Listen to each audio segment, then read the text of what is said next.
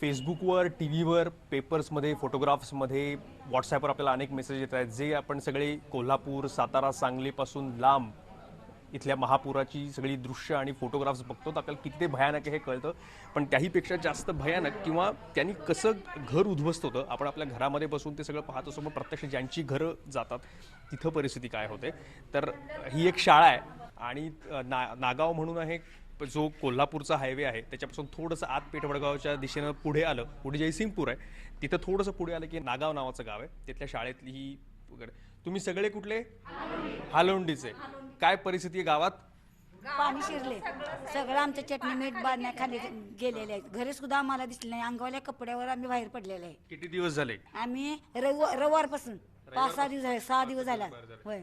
काय काय काय घेऊन येता आलं का? आहे तसंच बाहेर पडला? नाही, हा या अंगावल्या कपड्यावर आम्ही बाहेर पडलोय. आम्हाला काही घेता मिळालं नाही आहे. आमची कागदपत्र सगळी साहेब बाद झाले. काय काय नाही राहिलं ते. पण काय सोडवायला पोलीस आले होते, ते एनडीआरएफ लोक आले होते की गावात येऊन कोणी सांगितलं? सोडवायला इंग्लिश स्कूलची शाळा ह्याच्यातली आलती ती सोडवायला.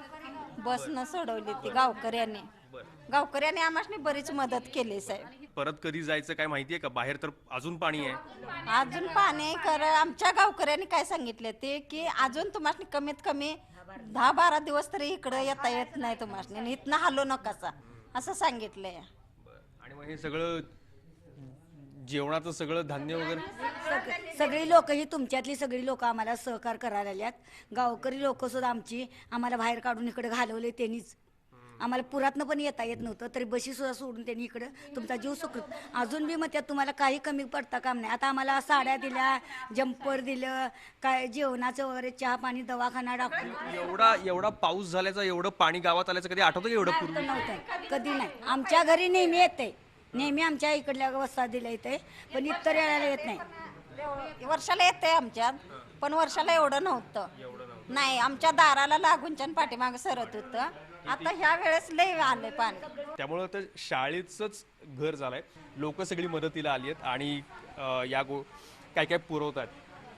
आम्ही ज्यावेळेस इथं आलो नागावमध्ये या सगळ्यांना बघायला, इथं नागावची एवढीच फक्त असं नाही आहेत की जिथं घरं झाली आहेत किंवा त्यांची जनावरं पण जी आहेत ती सुद्धा काही लोकांनी शाळेतच आणून इथं तूर्तास बांधली आहेत. बरेचसे जण असा कानावर येत आहे की जनावरांसाठी बरेचसे जण गाव आणि घर सोडायला तयार नाही आहेत, कारण त्यांना त्यांच्या जनावरांसोबत थांबायचं आहे. आणि त्यांना सुद्धा समजवता जे एनडीआरएफचे किंवा आर्मीचे लोक किंवा पोलीस तिथं जातात त्यांना खूप त्रास होतो आहे.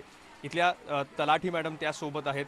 एकूण या गावातली माणसं सगळी इथंच आहेत की आणखी पण कुठं कुठं विखुरली आहेत? ह्या गावातले हेरले समाज मंदिरमध्ये काही ठिकाणी स्थलांतर केल्यात.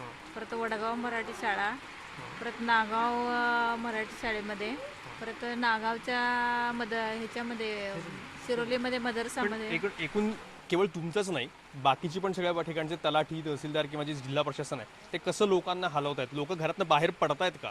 हो, त्यांना लोकांना घरातनं बाहेर पडण्यास भागच पाडलं जात आहे ना.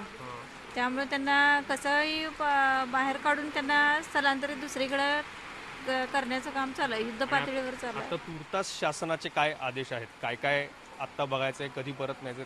एकंदरीत आता पाणी उतरण्याचं काही चिन्ह नाहीच आहे. पाणी जेव्हा उतरेल, गावात जेव्हा सगळीकडे औषध फवारणी होईल त्यावेळेस गावामध्ये जाण्याचे आदेश दिलेले आहेत. तोपर्यंत नाही आहे. शाळा वगैरे सगळ्या बाकीच्या गोष्टी तोपर्यंत बंदच आहेत, सगळ्या बंद आहेत.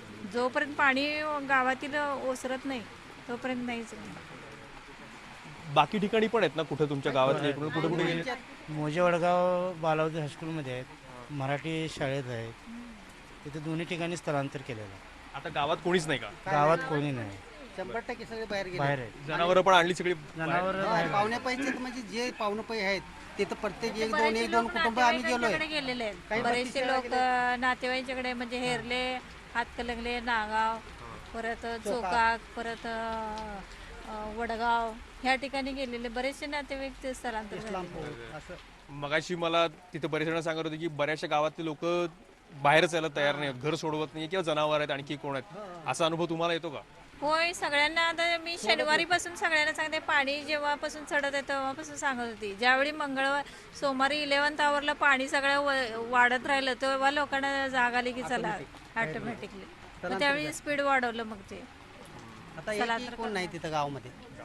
हा पाहुण्या पंचायत जिथं सोय होईल तिथं आपापलं पसरले पण कंप्लीट गाव ह्या आता पाण्याखाली गेलेला आहे सगळं कंप्लीट पाण्याखाली गेलेला आहे गाव सगळी लोक बाहेर काढलेले आहेत आम्ही आणि हे केवळ उदाहरणादाखल हे केवळ नागावमध्येच फक्त इथली लोक आली तशातली गोष्ट नाहीये तर संपूर्ण सातारा सांगली तुम्ही ज्याही रस्त्याने आज आम्ही आज जायचा थोडासा प्रयत्न करतोय तर थोडं पुढे गेलं की प्रत्येक छोट्या छोट्या पुलावर किंवा छोट्याशा नदीवर रस्त्यावर एखादा ओढा जास्त वाहतोय आणि त्याच्यामुळे ते पाणी आलंय रस्ते सगळे बंद आहेत जाऊन फक्त घरं व्यवस्थित की लांबनं बघतायत पण बरीचशी घरं अर्ध्यापेक्षा जास्त बुडली आहेत काही ठिकाणी कौलच फक्त दिसत आहेत अशी परिस्थिती आहे जनावरांसहित घेऊन लोक त्यांना घेऊन यायचा प्रयत्न करतायत आणि तुर्तास शाळा किंवा समाज मंदिरं हीच घरं झालेली आहेत पाऊस अजूनही बाहेर सुरू आहे आणखी तो असणार आहे असं वर्तवलं जातं त्यामुळे परत कधी जायचं हे माहीत नाही त्यामुळे बहुतांश जवळपास 2 लाखाहून अधिक जणांना इव्हॅक्युएट केलं गेलेलं आहे आणि या सगळ्यांसमोर आपण घरी परत कधी जाणार याचं उत्तर अजूनही नाही आहे तसा पाऊस कधी थांबणार याचं उत्तर पण नाही आहे